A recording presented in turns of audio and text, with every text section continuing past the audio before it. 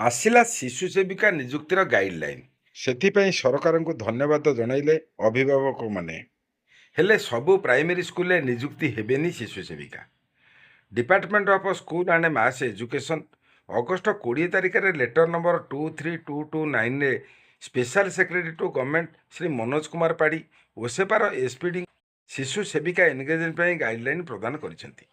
NEP 2020 ଅନୁଯାୟୀ ରାଜ୍ୟରେ 5ରୁ 6 ବର୍ଷର ବୟସର ପିଲାଙ୍କ ପାଇଁ ପ୍ରତ୍ୟେକ ସ୍କୁଲରେ ଇୟର୍ଲି ଚାଇଲ୍ଡହୁଡ୍ ଏଜୁକେସନ୍ ବା ଇସିଇ ପାଇଁ ପ୍ରି ଏଜୁକେସନ୍ ହିସାବରେ ଶିଶୁ ବାଟିକା ଶ୍ରେଣୀ ଖୋଲାଯାଇଛି।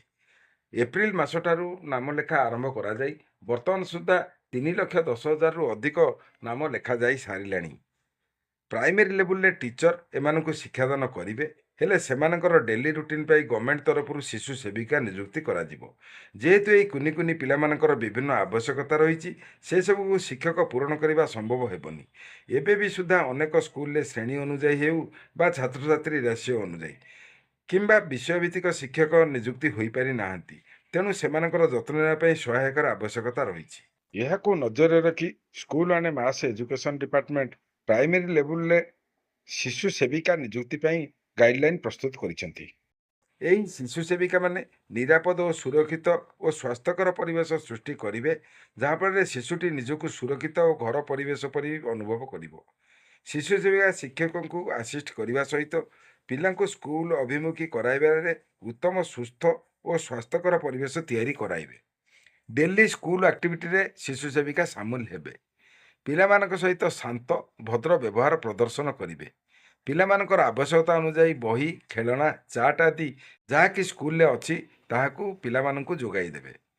ଯଦି ପିଲା ବାହାରକୁ ଯିବାକୁ ଚାହିଁବ, ଯେପରିକି ଶୌଚାଳୟ କିମ୍ବା ବାହାରେ ଟିକେ ବୁଲିବା ପାଇଁ, ସେଥିରେ ଶିଶୁ ସେବିକା ତାଙ୍କୁ ସହାୟତା କରିବେ। ପିଲାଙ୍କର ଅନ୍ୟମନସ୍କତା କିମ୍ବା ବ୍ୟବହାରରେ ଡିଫରେନ୍ସ ଅନୁଭବ କଲେ ଶିକ୍ଷକଙ୍କ ସହିତ ଏହା ଆଲୋଚନା କରାଇବେ।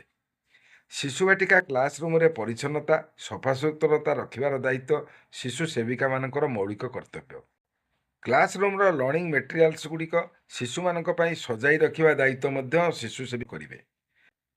ଶିଶୁ ସେବିକାମାନଙ୍କର ନିଯୁକ୍ତି ଏସ୍ଏମ୍ସି ବା ସ୍କୁଲ ମ୍ୟାନେଜମେଣ୍ଟ କମିଟି ଦ୍ୱାରା କରାଯିବ। ଟୋଟାଲ ଏସ୍ଏମ୍ସିର 2/3 ସଭ୍ୟଙ୍କ ଅନୁମୋଦନ ଦ୍ୱାରା ଏହା ହେବ। ଏହି ନିଯୁକ୍ତି ପାଇଁ ଏସ୍ଏମ୍ସି ମିଟିଂରେ ବିଓଙ୍କ ଦ୍ୱାରା ଆପଏଣ୍ଟ ହୋଇଥିବା ଜଣେ ରିପ୍ରେଜେଣ୍ଟେଟିଭ୍ ଉପସ୍ଥିତ ରହିବେ। ଶିଶୁ ସେବିକା ପାଇଁ ଆବଶ୍ୟକ କରୁଥିବା କ୍ରାଇଟେରିଆ ଗୁଡ଼ିକ ହେଲା, ଯେଉଁ ଲେଡି ଜଣକ ଏଥିରେ ଏନଗେଜ୍ ହେବା ପାଇଁ ଆପ୍ଲାଏ କରିବେ, ତାଙ୍କର ବୟସ ଏପ୍ରିଲ 1 ତାରିଖ ସୁଦ୍ଧା 18 ବର୍ଷରୁ କମ୍ ବା 45 ବର୍ଷରୁ ଅଧିକ ହୋଇନଥିବ। ପ୍ରାର୍ଥୀ ଜଣକ ସମ୍ପୃକ୍ତ ବିଦ୍ୟାଳୟ ଥିବା ଗ୍ରାମ ବା ୱାର୍ଡରେ ହୋଇଥିବେ। ଯଦି ସେପରି ପ୍ରାର୍ଥୀ ନ ମିଳନ୍ତି, ତେବେ ସ୍କୁଲ ଥିବା ଗ୍ରାମର ପାଖ ଗ୍ରାମର ହୋଇଥିବା ଦରକାର। ସେ ଶିକ୍ଷିତ ହୋଇଥିବା ଦରକାର। ଅବଶ୍ୟ ଶିକ୍ଷାଗତ ଯୋଗ୍ୟତା ସମ୍ପର୍କରେ ସେ ନିର୍ଦ୍ଦିଷ୍ଟତା କିଛି ନାହିଁ। ପ୍ରାର୍ଥୀ ଜଣଙ୍କର ଉତ୍ତମ ସ୍ୱାସ୍ଥ୍ୟ ଓ ସୁସ୍ଥ ମସ୍ତିଷ୍କ ସମ୍ପନ୍ନ ବ୍ୟକ୍ତି ହୋଇଥିବେ। ତାଙ୍କର କୌଣସି ସଂକ୍ରମିତ ବା ସଂସର୍ଗଜନିତ ରୋଗ ନଥିବ। ଶିଶୁ ବାଟିକାର ପିଲା ଅତି ଛୋଟ। ସେମାନେ ନିଜର ସ୍ଥାନୀୟ ବା ଆଞ୍ଚଳିକ ଭାଷା ପ୍ରତି ପରିଚିତ। ତେଣୁ ଶିଶୁ ସେବିକା ପାଇଁ ନିଯୁକ୍ତି ହେବାକୁ ଥିବା ମହିଳାଙ୍କୁ ଓଡ଼ିଆ ସହିତ ସ୍ଥାନୀୟ ବା ଆଞ୍ଚଳିକ ଭାଷା ଜଣାଥିବା ଦରକାର। ପ୍ରତ୍ୟେକ ବର୍ଷ ଶିଶୁ ସେବିକାମାନଙ୍କର ଏନଗେଜମେଣ୍ଟ ରେନ୍ୟୁ କରାଯିବ। ଏହି ରେନ୍ୟୁ ଏସ୍ଏମ୍ସି ଦ୍ୱାରା କରାଯିବ। ରେନ୍ୟୁ ସମୟରେ ଏସ୍ଏମ୍ସି ମେମ୍ବରମାନଙ୍କ 2/3 ସଭ୍ୟଙ୍କ ଅନୁମୋଦନ ଆବଶ୍ୟକତା ରହିବ। ଏଥିପାଇଁ ଯେଉଁମାନେ ଯୋଗ୍ୟ ସେମାନେ ହେଲେ, ପ୍ରଥମେ ନିରାଶ୍ରୟ ଆଦିବାସୀ ବା ଅନୁସୂଚିତ ଜନଜାତି ସମ୍ପ୍ରଦାୟର ମହିଳା ଅଗ୍ରାଧିକାର ଦିଆଯିବ। ଦ୍ୱିତୀୟରେ ନିରାଶ୍ରୟ ହରିଜନ ବା ଅନୁସୂଚିତ ଜାତି ମହିଳାଙ୍କୁ ଅଗ୍ରାଧିକାର ଦିଆଯିବ। ତୃତୀୟରେ ଯଦି ଏହି ଦୁଇ ସମ୍ପ୍ରଦାୟ ମହିଳା ପ୍ରାର୍ଥୀ ଭାବରେ ନଥାନ୍ତି, ତେବେ ଅନ୍ୟ କମ୍ୟୁନିଟିର ନିରାଶ୍ରୟ ମହିଳାଙ୍କୁ ଅଗ୍ରାଧିକାର ଦିଆଯିବ। ଚତୁର୍ଥରେ ଯଦି ଅନୁସୂଚିତ ଜନଜାତି ସମ୍ପ୍ରଦାୟର ମହିଳା କୁମାରୀ ମାତୃତ୍ୱ ଲାଭ କରିଥାନ୍ତି ଓ ତାଙ୍କ ଜୀବନ ଧାରଣ ପାଇଁ ଫ୍ୟାମିଲି ସପୋର୍ଟ ନଥାଏ, ତେବେ ସେମାନଙ୍କୁ ନିଯୁକ୍ତିରେ ଅଗ୍ରାଧିକାର ଦିଆଯିବ। ପଞ୍ଚମରେ ଯଦି ହରିଜନ ସମ୍ପ୍ରଦାୟର କୌଣସି ମହିଳା କୁମାରୀ ମାତୃତ୍ୱ ଲାଭ କରିଥାନ୍ତି ଓ ତାଙ୍କ ଜୀବନ ଧାରଣ ପାଇଁ ଫ୍ୟାମିଲି ସପୋର୍ଟ ନଥାଏ, ତେବେ ସେମାନଙ୍କୁ ନିଯୁକ୍ତିରେ ଅଧିକାର ଦିଆଯିବ। ଷଷ୍ଠରେ ଏହି ଦୁଇ ସମ୍ପ୍ରଦାୟର ମହିଳା ଯଦି ଆପ୍ଲାଏ ନ କରନ୍ତି, ତେବେ ଅନ୍ୟ ସମ୍ପ୍ରଦାୟର କୌଣସି ମହିଳା ଯଦି କୁମାରୀ ମାତୃତ୍ୱ ଲାଭ କରିଥାନ୍ତି ଓ ତାଙ୍କ ଜୀବନ ଧାରଣ ପାଇଁ କୌଣସି ଫ୍ୟାମିଲି ସପୋର୍ଟ ନଥାଏ, ତେବେ ସେମାନଙ୍କୁ ନିଯୁକ୍ତିରେ ଅଗ୍ରାଧିକାର ଦିଆଯିବ। ସପ୍ତମରେ ଗରିବ ଛାଡ଼ପତ୍ର ପାଇଥିବା ଅନୁସୂଚିତ ଜନଜାତି କମ୍ୟୁନିଟିର ମହିଳା। ଅଷ୍ଟମରେ ଗରିବ ଛାଡ଼ପତ୍ର ପାଇଥିବା ହରିଜନ ସମ୍ପ୍ରଦାୟର ମହିଳା। ନବମରେ ଏହି ଦୁଇ କମ୍ୟୁନିଟିର ମହିଳା ଉପଲବ୍ଧ ନହେଲେ ଅନ୍ୟ କମ୍ୟୁନିଟିର ମହିଳାଙ୍କୁ ଏହାର ସୁଯୋଗ ଦିଆଯିବ। ଶିଶୁ ସେବିକା ଭାବରେ ନିଯୁକ୍ତି ପାଇଥିବା ମହିଳାଙ୍କର ବୟସ 60 ହୋଇଗଲା ପରେ ତାଙ୍କ ରି-ଏନ୍ଗେଜମେଣ୍ଟକୁ ରଦ୍ଦ କରାଯିବ। ଯଦି ନିଯୁକ୍ତି ପାଇବା ପରେ ମହିଳା ଜଣକ କୌଣସି ସଂକ୍ରମିତ ରୋଗ ଦ୍ୱାରା ଆକ୍ରାନ୍ତ ହୁଅନ୍ତି, ତେବେ ତାଙ୍କୁ ଶିଶୁ ସେବିକାରୁ ଅଯୋଗ୍ୟ ଘୋଷିତ କରାଯିବ। ଶିଶୁ ସେବିକା ତାଙ୍କ ଏନ୍ଗେଜମେଣ୍ଟ ସମୟରେ ମ୍ୟାଟର୍ନିଟି ଲିଭ୍ ହିସାବରେ 15 ଦିନ ଦରମା ସହିତ ଛୁଟି ପାଇବେ। ତାହା କେବଳ ଉକ୍ତ ମହିଳାଙ୍କ 2ଟି ସନ୍ତାନ ପାଇଁ ଲାଗୁ ହେବ। ଶିଶୁ ସେବିକାଙ୍କ ମ୍ୟାଟର୍ନିଟି ଲିଭ୍ ସମୟରେ ଶିଶୁ ବାଟିକା ପିଲାଙ୍କର ଦେଖାରେଖା ପାଇଁ ଏସ୍ଏମ୍ସି ଅଲ୍ଟରନେଟିଭ୍ ଆରେଞ୍ଜମେଣ୍ଟ କରିବାକୁ ପଡ଼ିବ। ଶିଶୁ ସେବିକା ରୂପରେ ନିଯୁକ୍ତି ପାଇଥିବା candidates SMC president, MP, MLA, ଜିଲ୍ଲା ପରିଷଦ ସମିତି ମେମ୍ବର, ସରପଞ୍ଚଙ୍କର ନିକଟ ସମ୍ପର୍କୀୟ ହୋଇନଥିବେ। କୌଣସି ଗଭର୍ଣ୍ଣମେଣ୍ଟ ଏମ୍ପ୍ଲୟିଙ୍କ ଫ୍ୟାମିଲି ମେମ୍ବର ଏହି ଶିଶୁ ସେବିକା ରୂପରେ ଏନ୍ଗେଜମେଣ୍ଟ ହୋଇପାରିବେ ନାହିଁ। ଶିଶୁ ସେବିକା ରୂପରେ ନିଯୁକ୍ତି ମହିଳାଙ୍କ କ୍ରିମିନାଲ ବ୍ୟାକଗ୍ରାଉଣ୍ଡ ନଥିବ କିମ୍ବା ତାଙ୍କ ବିରୁଦ୍ଧରେ କୌଣସି ଫୌଜଦାରୀ ମାମଲା କୋର୍ଟରେ ବିଚାରାଧୀନ ନଥିବ।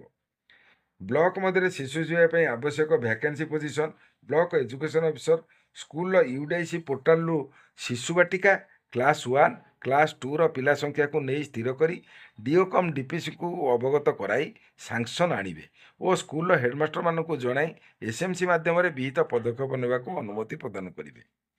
ଏହି ଏନ୍ଗେଜମେଣ୍ଟ ପାଇଁ ORB ଆକ୍ଟ ବା ଓଡ଼ିଶା ରିଜର୍ଭେସନ୍ ଆକ୍ଟ ଲାଗୁ ହେବ ନାହିଁ। ଶିଶୁ ସେବିକାମାନଙ୍କୁ ମାସିକ ପାରିଶ୍ରମିକ ହିସାବରେ 3000 ଟଙ୍କା ମିଳିବ। ଏହି ପାରିଶ୍ରମିକ ସିଧାସଳଖ ଡିପାର୍ଟମେଣ୍ଟ ତରଫରୁ ସେବିକାଙ୍କ ଆକାଉଣ୍ଟକୁ କ୍ରେଡିଟ୍ ହେବ। ଶିଶୁ ସେବିକା ଏନ୍ଗେଜମେଣ୍ଟ ସମ୍ପୂର୍ଣ୍ଣ ରୂପେ ଏକ ଭଲଣ୍ଟାରୀ କାର୍ଯ୍ୟ, ଯାହାକି ଏସ୍ଏମ୍ସିଙ୍କ ଅନୁମୋଦନ ଦ୍ୱାରା ହୋଇଥାଏ। ଶିଶୁ ସେବିକା ଏନ୍ଗେଜମେଣ୍ଟ ବା ଡିସ୍ଏନ୍ଗେଜମେଣ୍ଟର ସମସ୍ତ କ୍ଷମତା ବ୍ଲକ ଏଜୁକେସନ୍ ଅଫିସରଙ୍କର। ଶିଶୁ ସେବା ପାଇଁ ଯେଉଁ ଟର୍ମ ଆଣ୍ଡ କଣ୍ଡିସନ୍ ଗୁଡ଼ିକ ଅଛି ସେଗୁଡ଼ିକ ହେଲା, ଶିଶୁ ସେବିକା ସ୍କୁଲର ଟାଇମିଂ ଅନୁଯାୟୀ ପ୍ରତ୍ୟେକ ୱାର୍କିଂ ଡେଜରେ ସ୍କୁଲରେ କାର୍ଯ୍ୟ କରିବେ। ଲଗାତାର ଅନୁପସ୍ଥିତ ରହିଲେ ଶିଶୁ ସେବିକାଙ୍କୁ ଟର୍ମିନେଟ୍ କରିଦିଆଯିବ। ଅନଅଥରାଇଜ୍ଡ ଆବସେନ୍ସ ସେମାନଙ୍କୁ ପାରିଶ୍ରମିକ ଦିଆଯିବ ନାହିଁ। ଏସ୍ଏମ୍ସି ଦ୍ୱାରା ସିଲେକ୍ଟ ହେବା ପରେ ଜଏନିଂ ସମୟରେ 2ଟି ପାସପୋର୍ଟ ସାଇଜ୍ ଫଟୋ ନିଜେ ଆଟେଷ୍ଟେଡ୍ କରିକି ଦେବେ। ସ୍ଥାନୀୟ ବାସିନ୍ଦାର ପ୍ରମାଣପତ୍ର ମଧ୍ୟ ଦେବାକୁ ପଡ଼ିବ। ଭୋଟ ପରିଚୟ ପତ୍ରର ଜେରକ୍ସ କପି ନିଜେ ଆଟେଷ୍ଟେଡ୍ କରି ଦେବେ ଓ ନିଜ ବ୍ୟାଙ୍କ ପାସବୁକ୍ର ଫାଷ୍ଟ ପେଜ୍ର ଜେରକ୍ସ ଦେବାକୁ ମଧ୍ୟ ପଡ଼ିବ। ନିଯୁକ୍ତି ପାଇବା ପରେ ଯଦି ତାଙ୍କର କାର୍ଯ୍ୟ ସନ୍ତୋଷଜନକ ନହେଲା, ତେବେ ଏସ୍ଏମ୍ସି ସେହି ବ୍ୟକ୍ତିଙ୍କୁ ଏନ୍ଗେଜମେଣ୍ଟରୁ ରିମୁଭ୍ କରିଦେଇପାରିବ। ଶିଶୁ ସେବିକା ଏସ୍ଏମ୍ସି ଦ୍ୱାରା ନିଯୁକ୍ତି ହୋଇଥିବାରୁ ତାଙ୍କର ଚାକିରିକୁ ରେଗୁଲାଇଜେସନ୍ କରିବା କିମ୍ବା ଗଭର୍ଣ୍ଣମେଣ୍ଟ ଏମ୍ପ୍ଲୟି ହେବା ପାଇଁ କୌଣସି ଦାବି କରିପାରିବେ ନାହିଁ। ପ୍ରତ୍ୟେକ ସ୍କୁଲର ଶିକ୍ଷକମାନେ ଚାହିଁ ବସିଛନ୍ତି ଜଣେ ଶିଶୁ ସେବିକା ଏନ୍ଗେଜ୍ ହେଲେ ସେମାନଙ୍କ ଉପରକୁ ଅଯଥା ଯେଉଁ କାର୍ଯ୍ୟଭାର ଲଦି ଦିଆଯାଇଛି ସେଥିରୁ ସେମାନେ ମୁକ୍ତି ପାଇବେ। ହେଲେ ଏ କ'ଣ ହେଲା? ସହାୟକ ନିଯୁକ୍ତି ହେବେ ସତ, ହେଲେ ସବୁ ସ୍କୁଲ ପାଇଁ ନୁହେଁ। ଯେଉଁଠି ୟୁଡିଆଇସି ଅପ୍ ଟୁ ଡେଟ୍ ଅନୁଯାୟୀ ଶିଶୁ ବାଟିକା କ୍ଲାସ୍ 1, କ୍ଲାସ୍ 2ର ଛାତ୍ରଛାତ୍ରୀ ମିଶି ସର୍ବନିମ୍ନ 30 ଜଣ ଥିବେ, ସେହି ସ୍କୁଲମାନଙ୍କରେ ଶିଶୁ ସେବିକା ଏନ୍ଗେଜ୍ ହେବେ। 30ରୁ 100 ଜଣଙ୍କ ମଧ୍ୟରେ ପିଲା ସଂଖ୍ୟା ପାଇଁ ଜଣେ ଓ 100ରୁ ଅଧିକ ପିଲା ଥିଲେ 2 ଜଣ ସେବିକା ଏନ୍ଗେଜ୍ ହେବେ। ଯେଉଁଠି ପ୍ରଥମରୁ ପଞ୍ଚମ ଶ୍ରେଣୀ ପର୍ଯ୍ୟନ୍ତ ମୋଟ ପିଲା ସଂଖ୍ୟା 30 କି 40, ସେଠି କ୍ଲାସ୍ 1, କ୍ଲାସ୍ 2ରେ 30 ଜଣ ବା ଆସିବେ କୁଆଡ଼ୁ? ତାପରେ ରାଜ୍ୟ ସାରା ଛତୁ ଫୁଟିଲା ପରି ପ୍ରାଇଭେଟ୍ ସ୍କୁଲ, ପ୍ଲେ ସ୍କୁଲ, ସେମାନେ ତାଙ୍କ ଆଡ଼କୁ ପିଲାଙ୍କୁ ଆକୃଷ୍ଟ କରାଇବା ପାଇଁ ବିଭିନ୍ନ ଲୋଭନୀୟ ଯୋଜନା କରି ଗାର୍ଡ଼ିଆନମାନଙ୍କୁ ଆକୃଷ୍ଟ କରାଉଛନ୍ତି। ସେ କ୍ଷେତ୍ରରେ ଗଭର୍ଣ୍ଣମେଣ୍ଟ ସ୍କୁଲରେ ବିନା ଶିଶୁ ସେବିକାରେ ଚାଲିବ କିପରି?